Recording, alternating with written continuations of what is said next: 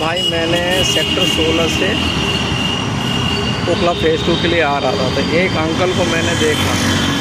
वो अंकल सबसे लिफ्ट मांग रहे थे। उनके हाथ में हेलमेट भी था। कम से कम उनकी एज होगी वही 70 के करीब होगी, 70 साल के करीब। उनको कोई हेल्प मतलब दे नहीं रहा था। तो मैं उधर से ही आ रहा था। मैंने पूछा अंकल कहाँ जाओगे, तो उन्होंने बताया कि बेटा मेरे को मदरपुर फादर की तरफ जाना है, सरिता विहार। मैंने बैठो अंकल, मैं छोड़ दूँगा, मैं उधर ही जा रहा हूँ, मेरा तेल उतना ही खर्च होना है। तो अंकल बोले थैंक यू बेटा, बैठ गए फिर। जैसे ही मैंने सरिता विहार उन्हें उतारा, मैंने सरिता विहार मेट्रो स्टेशन, कह रहे यहीं उतार दो बेटा। उन्होंने मेरे को 200 रुपये का नोट दिए भाई, 200 रुपये। मैंने बोला नहीं अंकल ऐसे कोई बात नहीं है, मेरे को तो यहीं जाना था और मेरा तेल तो इतना ही लगना था। नहीं बेटा आजकल कोई बात नहीं, रख लो, आजकल कौन किसी को गिफ्ट, क्योंकि मैंने नहीं ली। फिर भी उन्होंने ज़बरदस्ती मेरे को जेब में पैसे डाल दिए उन्होंने। मैं मना करते रहा, फिर भी नहीं माने। मेरे को फिर भी 200 के नोट पकड़ा दिए भाई। पैसे दिए तो मेरे को बहुत बुरा लगा, लेकिन वो कह रहे शाबाश बेटे।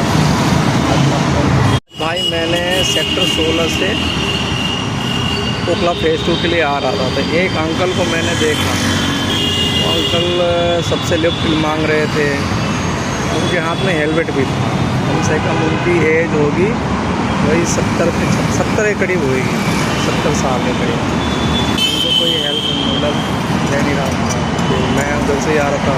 मैंने पूछा अंकल कहाँ जाओगे, तो उन्होंने बताया कि बेटा मेरे को मदरपुर फादर की तरफ जाना है, सरिता विहार। मैंने बैठो अंकल, मैं छोड़ दूँगा, मैं उधर ही जा रहा हूँ, मेरा तेल उतना ही खर्च होना है। तो अंकल बोले थैंक यू बेटा, बैठ गए फिर। जैसे ही मैंने सरिता विहार उन्हें उतारा, मैंने सरिता विहार मेट्रो स्टेशन, कह रहे यहीं उतार दो बेटा।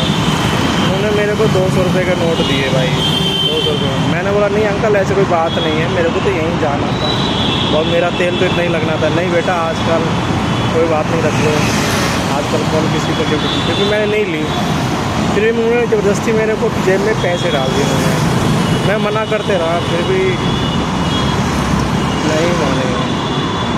मेरे को फिर भी 200 के नोट पकड़ा दिए भाई। पैसे दिए तो मेरे को बहुत बुरा लगा, लेकिन वो कह रहे शाबाश बेटे। आज कौन किसी को हेल्प करता।